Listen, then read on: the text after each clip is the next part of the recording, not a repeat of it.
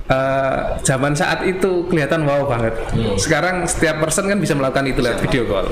Betul. Nah, mau nggak mau memang kita harus berpikirnya ke depan.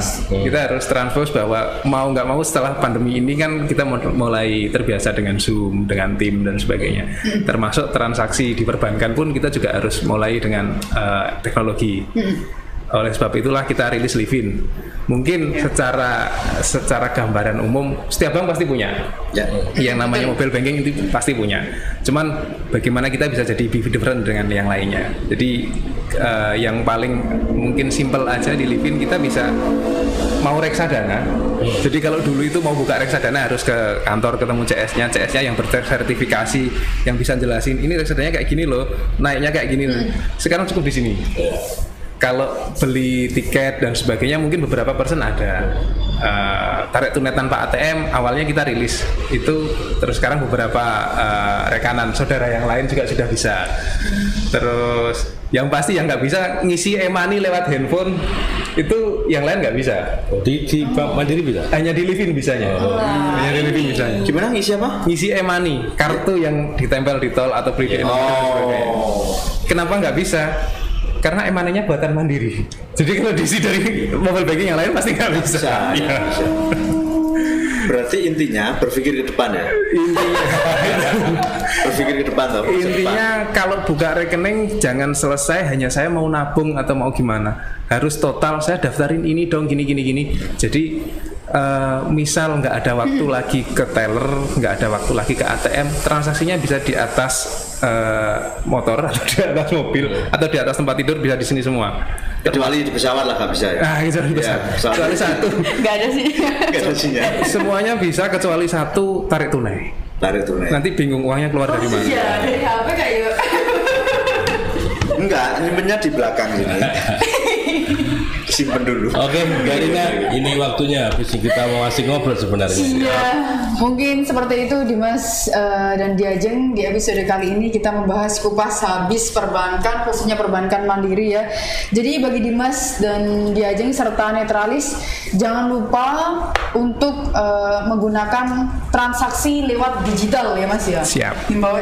Tidak terasa 30 menit sudah kita menemani Dimas, Diajeng dan Netralis. Jangan lupa untuk terus saksikan podcast Cerik Geni. Dan saya Rina Prameswari serta rekan Pito Suwarsono. dan yang di sana. Dan saya Budi Bintoro. Serta narasumber kita Mas Aru pamit undur diri. Salam Cerik Geni.